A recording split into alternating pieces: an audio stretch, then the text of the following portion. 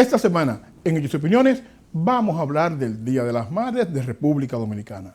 El gran homenaje que se le rindió a Maximiliano Gómez el Moreno en República Dominicana. La importancia de su memoria para las futuras generaciones. La Asociación Nacional del Rifle, la Matanza de Texas y nuestra lectura respecto a este hecho. Y claro, la ley que pretende proteger a las manicuristas en el estado de Nueva York, su impacto y cómo esto puede beneficiar tanto a las manicuristas como a los pequeños negocios o salones de uñas. Esto y mucho más. Hechos y Opiniones, a continuación.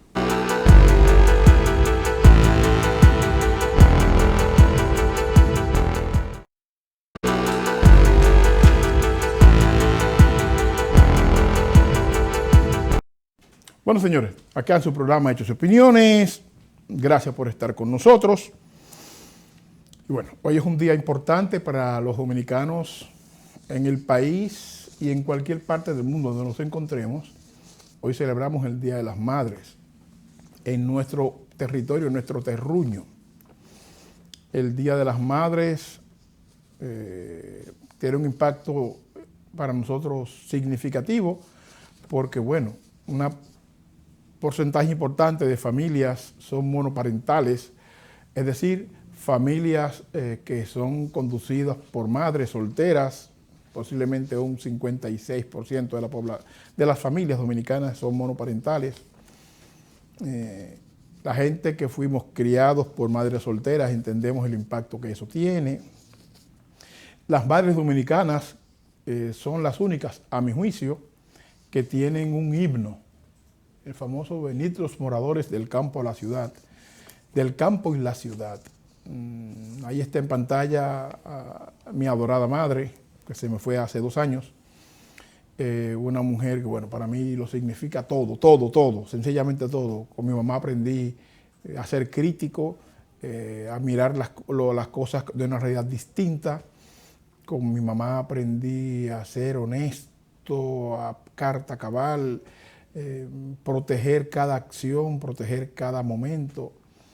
Con mamá aprendí a cuidar a mis hijos. Porque si algo mamá fue débil conmigo y mi hermana, fue con su protección, protegernos hasta las últimas consecuencias. Con este comentario sobre mi madre y con esta foto de mi madre, con mi hijo mayor, quiero hacer un reconocimiento a todas las madres, a todas, sin excepción, porque para cada uno de nosotros nuestra madre es la mejor, pero para todos, sin excepción. Es igual que los países. Para mí el país mío es el mejor, pero para los chinos también China es el mejor, etc. Por lo tanto, este es un reconocimiento a todas las madres dominicanas en su día. Nosotros, los hijos, tenemos una deuda eterna que no hay forma de que podamos siquiera remotamente llegar a cumplir, siquiera remotamente llegar a equiparar su sacrificio con lo que nosotros como hijos nos corresponde de alguna manera devolver. Así que felicitaciones a las madres dominicanas en cualquier parte del mundo que estén, y nosotros, los hijos, las hijas, asumir nuestro compromiso de manera ardua, férrea, honesta, y sobre todo proteger nuestras madres, protegerlas hasta las últimas consecuencias y hasta el último aliento de vida, de suerte que puedan sentirse retribuidas mínimamente con relación al sacrificio que hacen para que cada día los hijos podamos tener una vida decente y una vida digna y tener alimento, protección, etc. Felicidades a las madres dominicanas. República Dominicana y el movimiento de izquierda, el movimiento progresista, el movimiento democrático, sufrió en 1971, el 21 de mayo de 1971, el asesinato de uno de sus líderes más importantes, Maximiliano Gómez el Moreno. Hemos tratado este tema aquí varias veces porque el Moreno fue una persona prácticamente desconocida en la historia reciente del país, aislada, y es el arquitecto, ex vicedecano e intelectual dominicano, Cayetano Rodríguez del Prado, que publica el libro la Legión Olvidada, en 2002, 2004, no recuerdo la fecha exacta, que empieza a recuperar la memoria histórica del movimiento popular dominicano, MPD, y después de Cayetano Rodríguez del Prado, ex militantes del MPD, historiadores de nuevo cuño, empezaron a recuperar parte de la memoria histórica del pueblo dominicano, y esos hechos que vienen ocurriendo desde el año 2000 algo hacia acá han traído un gran acto que se celebró en la capital, en el Club Mauricio Báez y en el Cementerio Nacional de la Máximo Gómez, recordando el 51 aniversario del asesinato de Maximiliano Gómez el Moreno. El Moreno en la actividad política tuvo apenas 11 años de su vida, porque entró en la actividad política con unos 17 años de edad, más o menos, y fue asesinado con 28 años de edad. Pero en esos 11 años, Maximiliano Gómez hizo aportes valiosísimos al pensamiento político dominicano, que ahora están siendo equiparados y valorados de manera justa. Mientras diferentes corrientes de izquierda en República Dominicana se habían autodefinido pro-chino, incluyendo el MPD, otros pro-soviéticos, otros pro-albaneses, etc., Maximiliano reflexionaba en torno a esa práctica política y planteaba que había que cuidarse del colonialismo ideológico, partiendo de la hipótesis o de las reflexiones sociológicas y políticas de que Estados Unidos, que era, digamos, la potencia a combatir, estaba desarrollando un proceso de coloniaje en los países del tercer mundo, y en una reflexión interesante el Moreno dice, pero cuidado con el colonialismo ideológico, que implicaba alquilar el pensamiento político local por seguir de manera ciega cualquier corriente política internacional, incluyendo los maoístas, los prorrusos, los prochinos, etc. En su momento, esa reflexión de Gómez generó algún conflicto entre el movimiento revolucionario dominicano. Más, el Moreno planteó, partiendo de que había un momento de persecución política recia de parte de la dictadura balaguerista y también de que se había salido de la Guerra de Abril del 65, mucha gente entendía que todo se resolvía solo por las armas.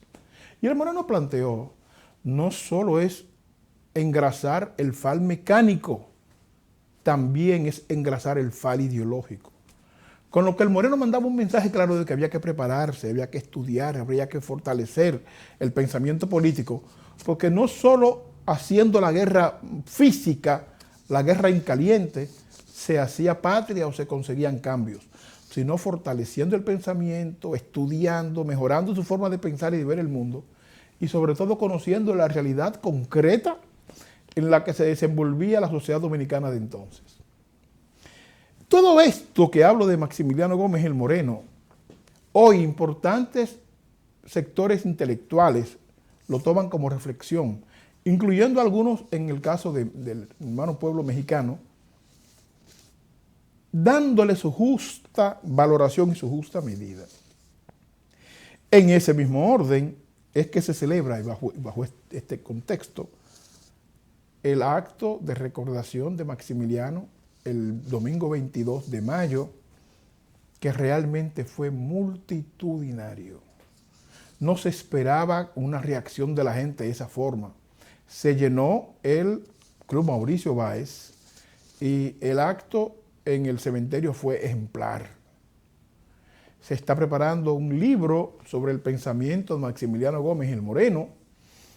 En ese evento estuvo presente su viuda, doña Carmen Mazara, sus hijos, Guido y Fabricio, estuvieron presentes en el evento, pero sobre todo ahí estuvieron presentes los amigos de Maximiliano Gómez, la gente que siguió el pensamiento de Maximiliano Gómez, que repito, apenas tuvo 11 años de actividad política, y en esa corta vida de actividad política, generó un impacto que ahora que estamos evaluando la sociedad dominicana. Un hombre que fue capaz de plantearse una alianza con sectores militares encabezados por Wessing para aquel famoso golpe de Estado revolucionario que desplazara a Balaguer del poder. Pero además una persona que se sentó con Muesi, que se sentó con sectores militares enemigos del régimen balaguerista para desplazarlo del poder. Estamos hablando de alguien con mucho, mucho peso en su coyuntura y en su momento. El periodista Arismendi ha estado manifestando su admiración y su respeto por el Moreno, diciendo que, bueno, lo recibió en su casa innumerables veces y lamenta que él y su esposa no hayan tenido fotos guardadas del Moreno. Bueno, nos parece justo que la sociedad dominicana recupere la memoria de personas que han hecho aportes valiosos a la sociedad dominicana y que el Moreno, descendiente de Cocolos, de San Pedro de Macorís, tornero, con un 8º grado de primaria, una persona que se hizo leyendo mientras los perseguían, a su vez que se defendía, también leía a profundidad. Una persona dedicada a lo que creía, repito, con apenas 11 años en actividad político-revolucionaria, logró influir de manera sustancial en la juventud de su época y se convirtió, sin duda alguna, en uno de los pensadores brillantes de su generación. Así que nosotros como espacio queremos resaltar este acto de recordación del Moreno en su 51 aniversario de su asesinato. Nos pareció justo, muy justo, que los organizadores pusieran durante la realización del evento las fotografías de los cuadros más importantes del MPD de esa época para que todo el que asistió los conociera. Y nos pareció de justeza la foto de el hermano,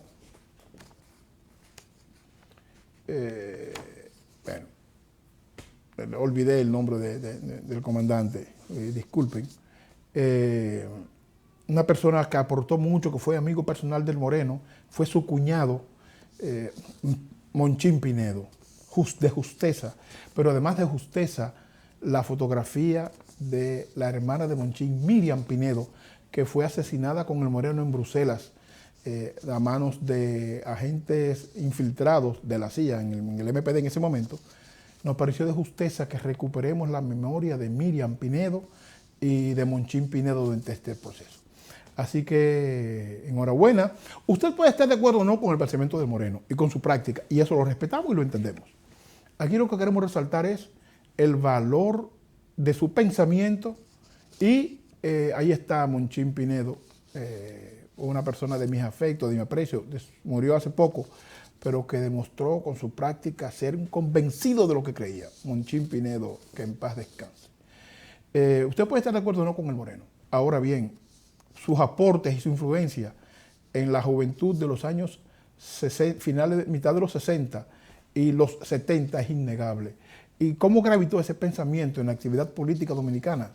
Sencillamente es algo que vale la pena resaltar y que vale la pena repensar, porque una persona pobre, obrero, prácticamente sin escolaridad, extremadamente joven, llegar a ser el cabeza de la oposición política de un gobierno de fuerza como el de Balaguer, es un ejemplo que vale la pena analizar. No se mueva, Hechos y Opiniones continúa.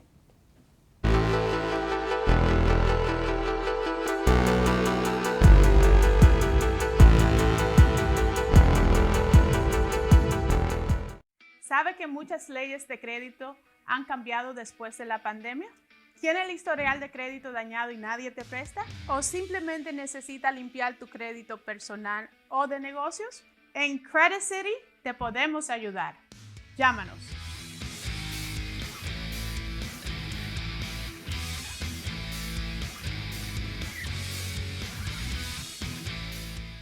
Hoy, junto con el alcalde Eric Adams, con la policía de la ciudad de Nueva York, nuestro departamento de transportación que dirigimos está invirtiendo $4 millones en una campaña en toda la ciudad, en 9 idiomas diferentes, en los medios sociales, periódicos, radio y televisión, con un mensaje: reduzcan la velocidad y de esa forma estarán ustedes seguros, los peatones y los ciclistas también.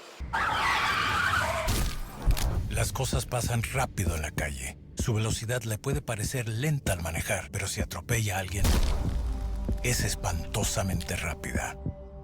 Conductores, estén pendientes de los peatones y ciclistas y al doblar reduzca la velocidad a 5 millas por hora. El exceso de velocidad arruina vidas. Reduzca la velocidad. La más amplia variedad de joyas en todo New Jersey las consigues en Gustavo Oro 14 quilates, con todo tipo de tejidos en cadenas, cubanas, Moon Eyes, Mónaco y todos los diseños. Hacemos prendas personalizadas en medallas, guillos y anillos. Aquí encuentras todo lo que andas buscando. Gustavo Oro 14 quilates. Nosotros tenemos el mejor precio en oro en toda la zona. Además, contamos con las más altas gamas en relojes. Venga y visítenos en el 578 West Side Avenue, Jersey City, New Jersey. Gustavo Oro 14 quilates.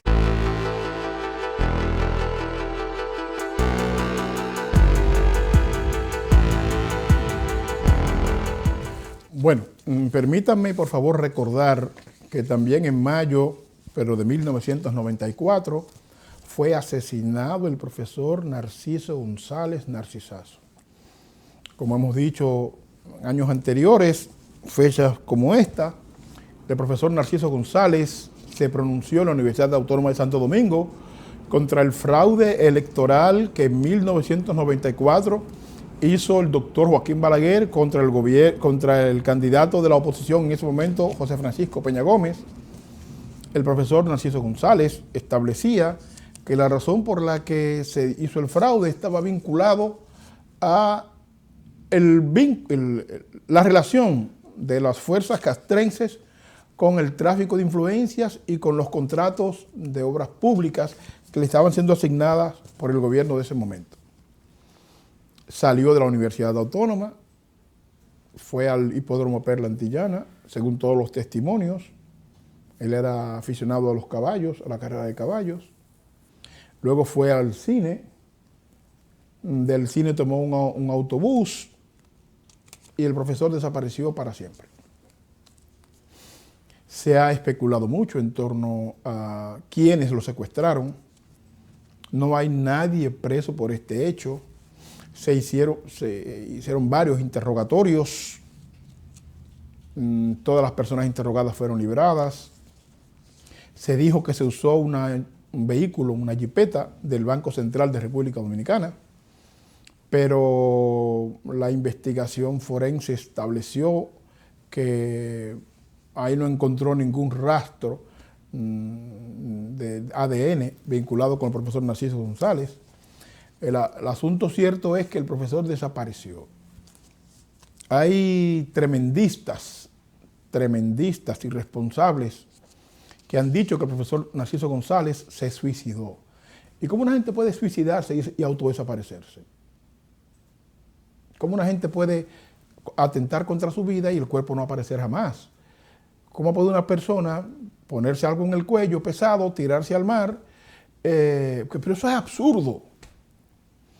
Por lo tanto, a mi juicio, quienes plantean la hipótesis de la desaparición del profesor González, creo que son cómplices por omisión de los responsables de su desaparición física.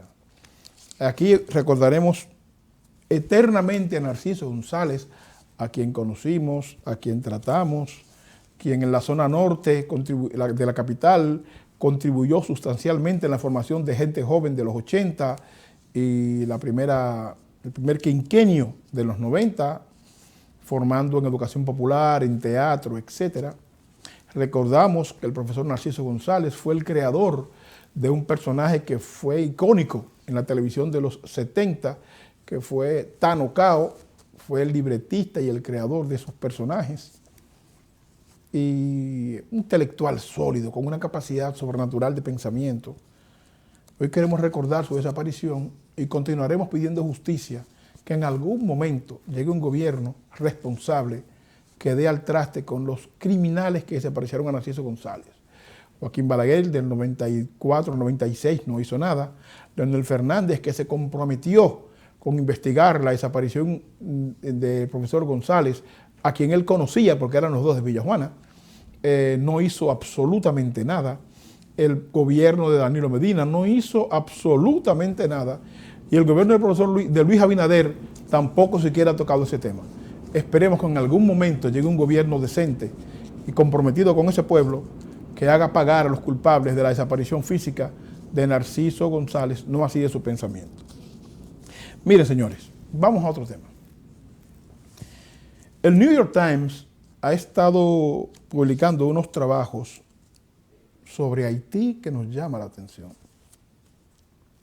A propósito de Ucrania, el gobierno norteamericano, el Congreso norteamericano, acaba de aprobar 40.000 millones de dólares que serán donados a Ucrania para hacer frente a la invasión rusa.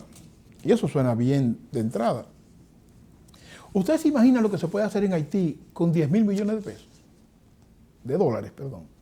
¿Ustedes se imaginan la cantidad de empresas que se podrían poner en operación con ese volumen de dinero? Sin embargo, a Haití les damos la espalda. A Haití sencillamente hacemos de cuenta que no existe. Y los hermanos haitianos, desesperados, salen hacia Cuba, salen hacia las islas pequeñas, tratan de llegar a Miami, obviamente cruzan República Dominicana. Muchos están dando la vuelta por el Canal del Viento y subiendo por toda la costa, todo el noroeste, para desde ahí ver si llegan a Puerto Rico. Un estado de desesperación. El trabajo del New York Times que referimos establece cómo Francia condenó al fracaso la independencia haitiana poniéndole unos costes, cobrándole la independencia haitiana a un precio que llega a un promedio de 22.000 millones de dólares.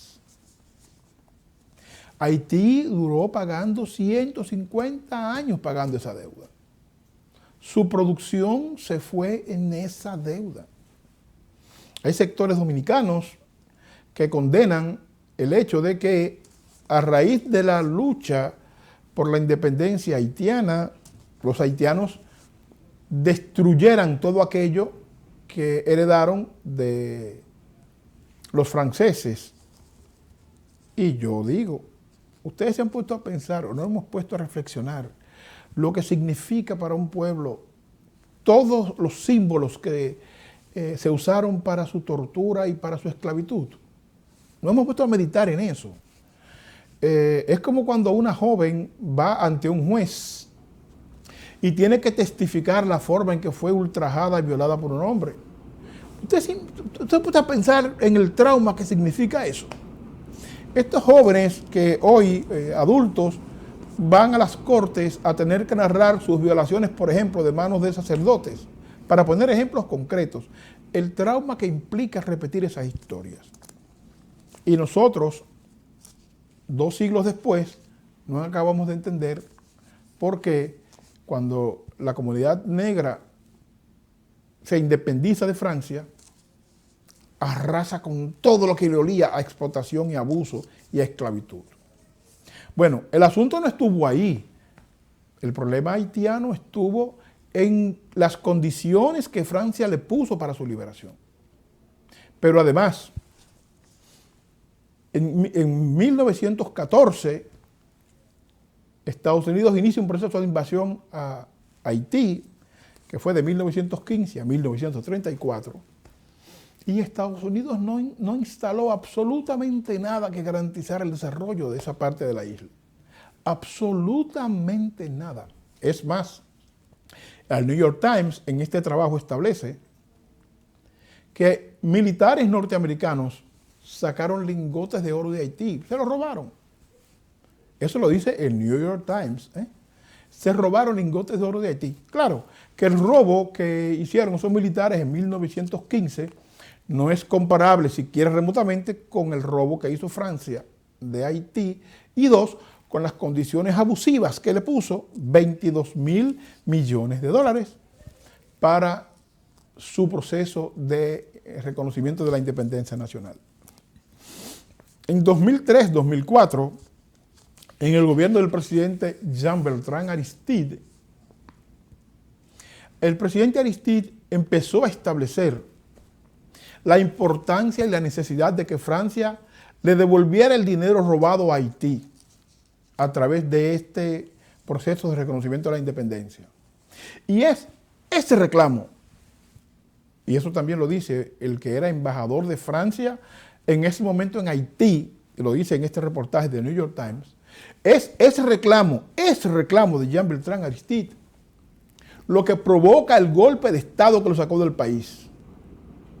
Entre otras cosas, los sectores oligárquicos haitianos, que no son capaces de ponerse de acuerdo siquiera para pensar en su patria.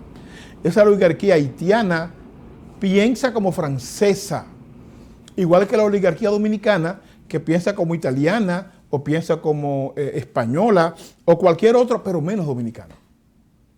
Oligarquía a la que pertenece el presidente Luis Abinader, a propósito. Esos ricos nuestros de ambas partes de la isla, que se asumen europeos y que no se mezclan con nadie, y que esos apellidos usted no lo ve mezclados jamás con un García, con un Heredia, con un Sánchez, no lo va a ver. Eso pasa con esa élite haitiana, exactamente lo mismo. Que piensan en función de sus malditos intereses y Haití que se lo lleve quien lo trajo. Pues esa élite que junto con Francia conspiró, y Estados Unidos, obviamente, conspiró para derrocar al presidente Jean-Bertrand Aristide, hoy no tiene su cabeza segura por el nivel de desorden y de inseguridad de ese país. Nos sumamos a las voces que entienden que hace falta que se revise ese comportamiento de Francia, ese crimen de Francia. Ojo, según también este reportaje de New York Times, la Torre Eiffel fue construida con ese dinero que le fue robado a Haití con la excusa de aceptar su independencia. La Torre Eiffel. Para que tengan una idea de cuál fue el aporte de la sangre y sudor haitiano al desarrollo de Francia. Además de todo el proceso que hubo previo a la independencia, cuando los haitianos producían, bajo la esclavitud, riquezas para Europa y sobre todo para Francia. Así que nos sumamos a los sectores que entienden que Francia debe devolver el dinero que le fue robado a Haití, y creemos que Estados Unidos tiene la obligación de mirar hacia Haití, mirar su patio inmediato, porque de nosotros no atender a Haití en la dimensión que necesita y con la prontitud que merece, esto va a salirse de las manos. Para concluir con Haití, hubo un hecho en la capital de República Dominicana, en el famoso residencial Juan Bosch, en donde el Servicio Nacional de Inmigración fue a hacer unas redadas que son rutinarias para, buscar personas indocumentadas, etc. Y fue a un lugar que ya tenía quejas de que habían indocumentados trabajando, en este caso hermanos haitianos.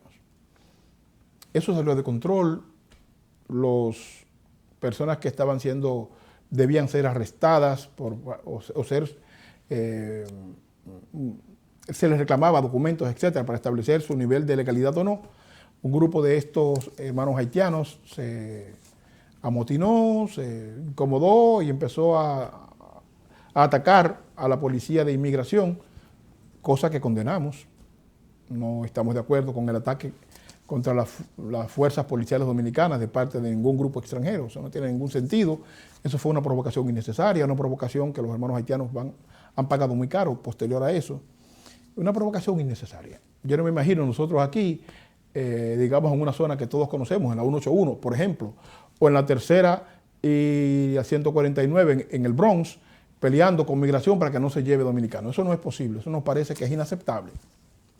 Ahora bien, posteriormente, un grupo de haitianos legales, algunos haitianos legales, pusieron la bandera de su país en sus ventanas y eso le molestó a mucha gente nuestra. Y eso no parece que una cosa tiene que ver con la otra.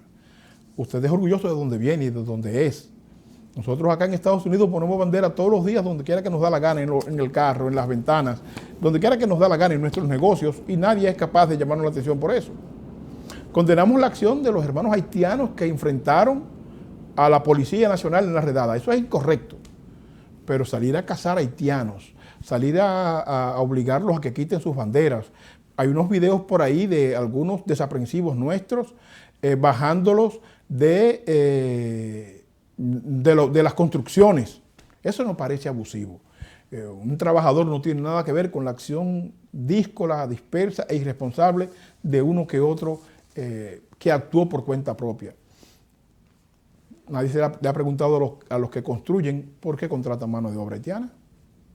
Nadie le ha preguntado a los que construyen si están pagando el TCS, si están pagando condiciones laborales o qué tipo de salario le están pagando los haitianos que lo prefieren a otra mano de obra.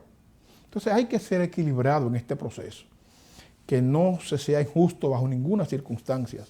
Si la mano de obra haitiana es tan importante en la comunidad dominicana, vamos a reconocer eso, vamos a formalizar todo eso y a incorporarla. Los hermanos haitianos que entiendan que en un proceso como este aparecerá uno que otro loco que le va a faltar el respeto, cosa que enfrentaremos siempre, pero aquellos haitianos irresponsables que provocaron este enfrentamiento innecesario también lo condenamos. Así que la armonía regrese a Ciudad Juan Bosch, como debe ser, que la relación entre dominicanos y haitianos continúe como ha sido toda la vida en armonía, y que finalmente la comunidad internacional, Estados Unidos, Francia y Canadá, que también es corresponsable de la Iglesia haitiana, entiendan que no pueden seguir volteando la cara porque ese problema se puede salir de las manos. Ya regresamos.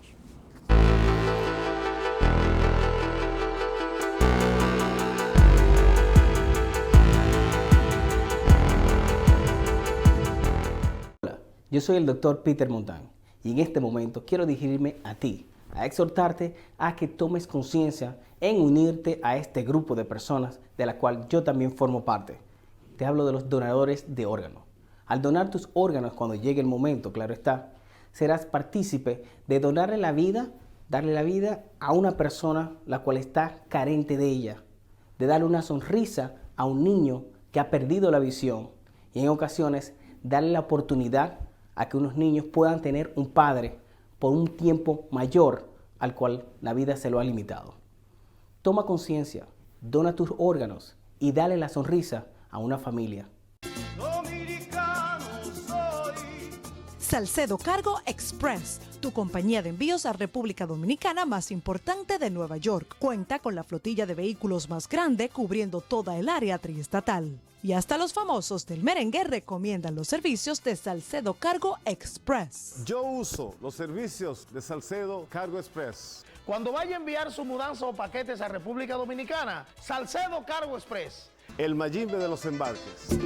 ¡Eso! El colesterol alto es uno de los mayores factores de riesgos controlables de enfermedad coronaria, infarto de miocardio y accidente cerebrovascular. A medida que su colesterol en la sangre aumenta, también aumenta su riesgo de enfermedad coronaria. Si usted tiene otros factores de riesgo como presión arterial alta o diabetes, así como el colesterol alto, este riesgo aumenta aún más. Recuerde que los niveles elevados en sangre de colesterol no dan síntomas y la única manera de conocer su nivel es haciéndose laboratorios de sangre.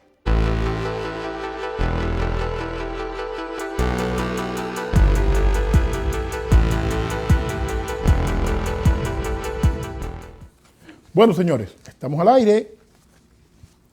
El productor de este programa nos está pidiendo, casi nos está obligando, a que la sección de historia y de cultura no se saque de este programa o se tenga presente en cada una de sus emisiones.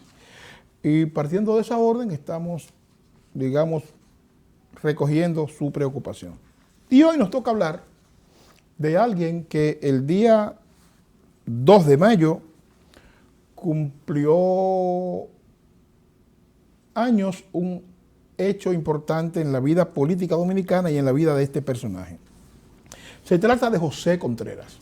La gente que somos de la capital y de la zona universitaria, sabemos que La Bolívar, a partir de la Máximo Gómez, cambia de nombre, se llama José Contreras, hasta más o menos la Lincoln, que empieza a llamarse Rómulo Betancourt. Poco de nosotros sabe quién es José Contreras, excepto la gente de Moca. Y la periodista Ángela Peña, una mujer con unos aportes significativos en toda la historiografía sobre calles, el nombre de las calles, el origen de los nombres y de los personajes que las representan, nos trajo un excelente trabajo sobre José Contreras. Nosotros, en este programa también, hemos hablado año por año de la importancia de la Guerra de Restauración de 1963, que fue el rechazo de una parte importante de la sociedad dominicana y de todo el pueblo dominicano posteriormente a la anexión a España que hizo Pedro Santana y su grupo de manera irresponsable. Bueno, antes de declarar la guerra por la restauración de la independencia nacional, José Contreras, Cayetano Hermosén y un grupo de hombres, en el 2 de mayo de 1861, 2 años antes de la Guerra de Restauración, se alzaron en armas en contra de la Guerra de Restauración. En contra de la anexión que había hecho unos meses antes Pedro Santana a España. Esta guerra, esta acción de rebeldía de José Contreras y Cayetano Hermosén se desarrolló en Moca, una ciudad de valientes. Moca tiene un historial enorme en las luchas libertarias dominicanas. La acción de José Contreras y Cayetano Hermosén, bueno, hay quienes dicen que Cayetano Hermosén no era parte de la conspiración, sino que lo llevaban preso por otra causa y que Pedro Santana lo metió en el paquete como para dar un ejemplo. Eso es una habladuría. Ángela Peña desmiente eso. De igual forma, Ángela Peña desmiente que José Contreras fue una persona anciana, murió con apenas 35, 38 años de edad, y fue una persona ciega. Ángela Peña niega las dos cosas. Lo que sí nadie niega es que una de las razones por la que José Contreras, Cayetano Hermosén y los hombres que se alzaron en armas el 2 de mayo de 1861, lo hacían porque se rumoraba que con la vuelta a España, con el restablecimiento de la anexión a España, se restablecería la esclavitud, que la comunidad negra dominicana regresaría a la condición de esclavo. Y aunque Cayetano Hermosén era un hombre blanco, sus peones eran negros y mulatos. Por lo tanto, el grupo que fue arrestado con José Contreras y Cayetano Hermosén en esta acción en Moca eran todos negros y mulatos que tenían el temor de ser esclavizados nuevamente por la corona española. Claro que había una intención patriótica. En principio, José Contreras no negó la anexión hasta que llegaron los rumores de la posibilidad de una reinstalación de la esclavitud. José Contreras, Cayetano Hermosén y 2 más de los combatientes fueron fusilados por el canalla de Pedro Santana 2 semanas después de ser arrestados, como forma de escarmentar a la gente que entendía que debía luchar en contra de la anexión y por la restauración de la independencia nacional.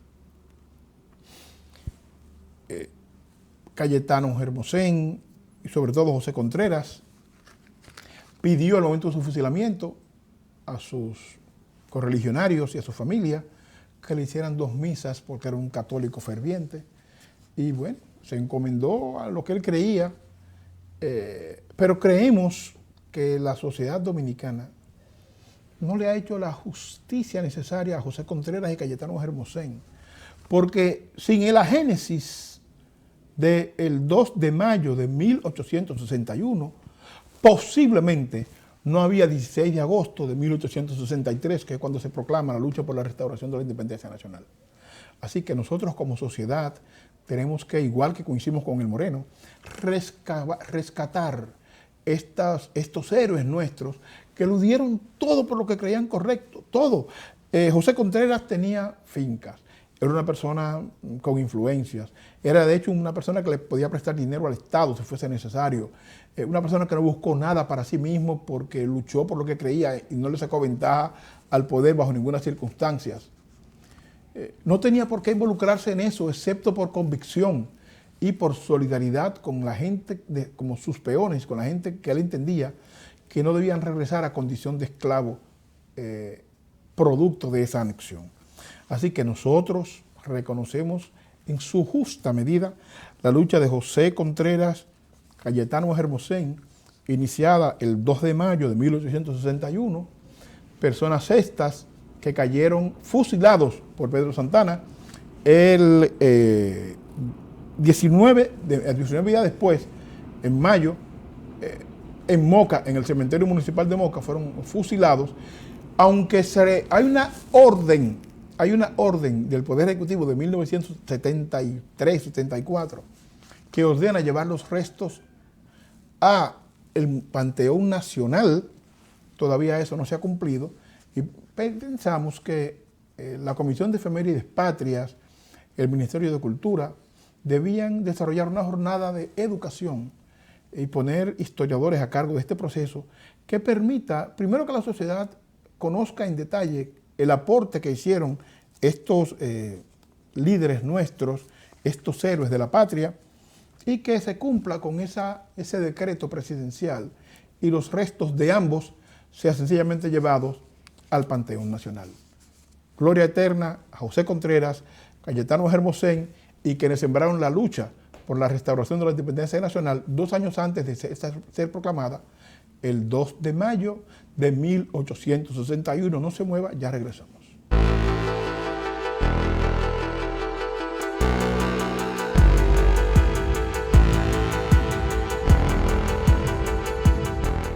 La más amplia variedad de joyas en todo New Jersey las consigues en Gustavo Oro 14 quilates, con todo tipo de tejidos en cadenas, cubanas, moon eyes, mónaco y todos los diseños. Hacemos prendas personalizadas en medallas, guillos y anillos. Aquí encuentras todo lo que andas buscando. Gustavo Oro 14 quilates. Nosotros tenemos el mejor precio en oro en toda la zona. Además, contamos con las más altas gamas en relojes. Venga y visítenos en el 578 West Side Avenue, Jersey City, New Jersey. Gustavo Oro 14 quilates.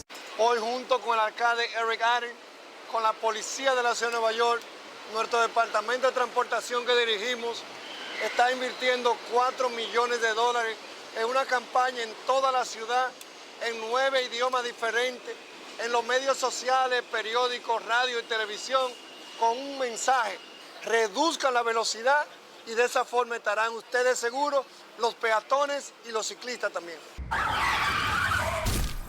Las cosas pasan rápido en la calle. Su velocidad le puede parecer lenta al manejar, pero si atropella a alguien, es espantosamente rápida.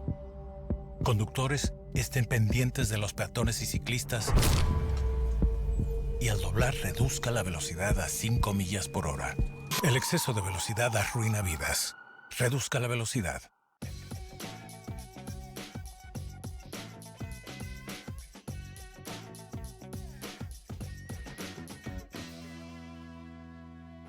Amigos, el ejercicio no es cuestión de belleza, es por su salud.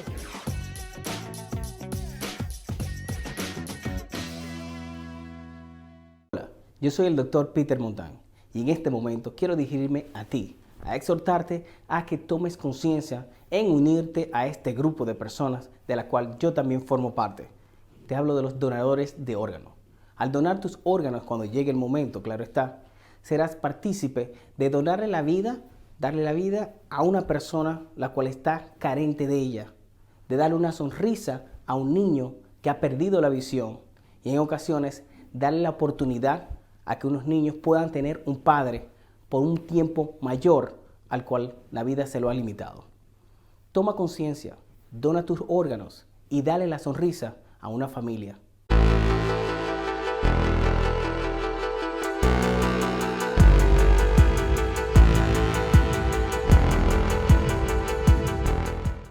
Bueno, señores, seguimos con hechos y opiniones y es imposible no tocar la situación desastrosa, penosa, dolorosa de Texas. La matanza de 19 niños, de 2 maestros, la muerte del asesino, pero la muerte previa del abuelo, de la abuela del asesino antes de llegar a la escuela. La sociedad norteamericana se estremece otra vez con estos hechos. Yo me pregunto, ¿solamente se resuelve esto con mayor control de armas?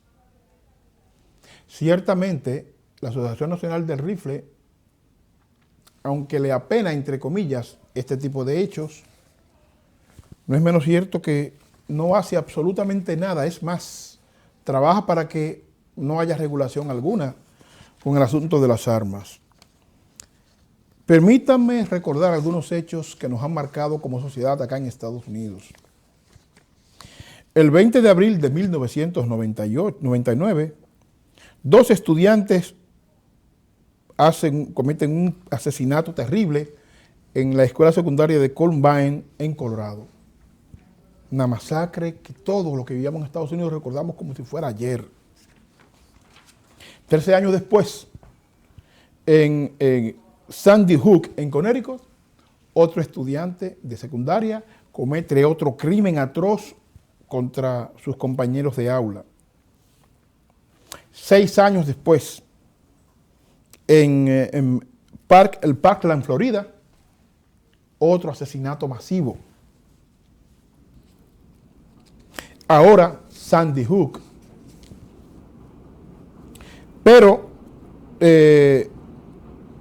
no podemos olvidar lo que sucedió en Buffalo, en Nueva York. Después de tantos acontecimientos violentos, de tanta sangre, yo me pregunto, además de la regulación de las armas, ¿no hará falta un trabajo mayor? Estos muchachos, que obviamente la facilidad que consiguen las armas es una verdad que no se puede negar, estimula este tipo de comportamiento. Ahora bien, una persona que tiene este nivel de convicción o este nivel de enfermedad que lo lleva a cometer atrocidades sin explicación alguna, solo eliminando la posesión de armas se reduce o se resuelve. No es tiempo de que la sociedad norteamericana, los especialistas, las universidades, los servicios de inteligencia, se sienten a pensar realmente qué sucede en esta sociedad, que hay un nivel tan alto de violencia. Esto se manifiesta con armas, pero la violencia la vemos permanentemente en todos los círculos norteamericanos. En la calle, cuando un muchacho sin ningún tipo de explicación y sin ninguna razón, maltrata, violenta y agrede a una persona que le pasa por el lado, sin ninguna razón. Cuando alguien, a veces personas con problemas de salud mental, empuja en el tren a una persona que no conoce, con la que no ha tenido ninguna disputa, simple y sencillamente porque se le ocurrió. No hace falta que la sociedad norteamericana se revise. No hace falta que la sociedad norteamericana gire en una dirección distinta. Sí hace falta ponerle control, claro que sí, a la posesión de armas. Sí hace falta que la Asociación Nacional del Rifle entienda que no podemos continuar por ese camino. Pero hace falta de igual forma que la sociedad trabaje para sanarse, porque los niveles de violencia que hay en la sociedad norteamericana son insostenibles. Permítame pasar a otro punto y tiene que ver con unas cartas que las personas que recibieron beneficios de desempleo 2020-2021 están recibiendo. Estas cartas están solicitando a los recipientes, a quienes fueron beneficiarios del desempleo, del unemployment, que demuestren que estaban en condiciones de recibir el desempleo. Recuerden que ese desempleo lo recibió todo el que pudo aplicar. Trabajara recibiendo un W2 o trabajara de manera independiente. Bueno, la gente que reclamó ese desempleo, y sobre todo el programa PUA, el programa de Pandemic Unemployment Assistance, que fue el programa que se creó a raíz de la pandemia para sostener a las personas que perdieron el empleo a raíz de esta crisis de salud. Los que recibieron ese fondo federal a través del Estado tienen ahora que dar algunas explicaciones. No es nada del otro mundo. Usted va a buscar su taxes del 2019-2020, va a buscar su W2 si trabajó, si no tenía un trabajo formal y trabajaba por su cuenta, va a tener que buscar el Schedule C, el anexo C, que están en sus taxes 19 y 20, y va a tener que demostrar que usted estaba en condiciones de recibir ese beneficio. No se preocupe, no creo que vayan a consecuencias mayores, pero por favor, atiendan estas cartas, respóndanlas. Si le hace falta asistencia, vaya a algún lugar que le puedan ayudar. Pero no deje estas cartas sin responder, porque no sabemos las consecuencias que pueden traer las mismas. Y para finalizar, permítanme, la senadora Jessica Ramos de Queens está promoviendo una ley estatal que permita regular el salario y el trabajo de las mujeres que hacen manicure, las mujeres que trabajan manicure, en el entendido de que hay negocios de uñas, salones de uñas, que apenas les están pagando la propina que le dan los clientes y no le están dando un salario. La idea es que estos salones de uñas tengan un salario primero partiendo de unos $15 por hora. Quiero hacerle algunas observaciones a la senadora, si me lo permite. Hay que establecer con algún rigor las reglas en este proyecto de ley, porque muchos salones de belleza nuestros, salones de uñas, no tienen condiciones para pagar $15 la hora. Claro que hay salones mucho más grandes, que tienen ingreso mucho mayor, etc. Y estamos de acuerdo con evitar la explotación de las trabajadoras. En eso ahí no tenemos diferencias. Lo que pensamos es que a los salones pequeños que tienen una o dos empleadas, que trabaja la dueña, esos salones pequeños, se busque un punto de avenencia, un punto medio que permita que el salón pague el salario que realmente puede y que la empleada reciba un salario digno. Un punto medio, que no haya explotación laboral, pero que el salón no se vea necesidad de cerrar. Conozco muchos salones preocupados por esta ley, entendiendo que si le ponen a pagar $15 la hora per se y no ponen algunas condiciones adicionales, posiblemente tendrán que irse del mercado. Tal vez, senadora Ramos, habría que ver varias alternativas colaterales, como un poco pasa con los daycare. Ver la posibilidad de que estos pequeños negocios, en un tiempo prudente, en un tiempo de prueba, puedan recibir algún respaldo, los pequeños, me refiero a los muy pequeños, puedan recibir algún respaldo estatal que les permita equilibrar el pago de su nómina sin necesidad de descuadrarse. Vamos a seguir con este tema la semana próxima, porque hay mucha tela por donde cortar, un tema interesante que afecta de manera directa a nuestra comunidad. Pero señores, llegamos al final, le agradecemos infinitamente su atención, divulgue este programa, hágalo a conocer y háganos sus comentarios. La semana próxima seguimos aquí, mucho más, Hechos y Opiniones.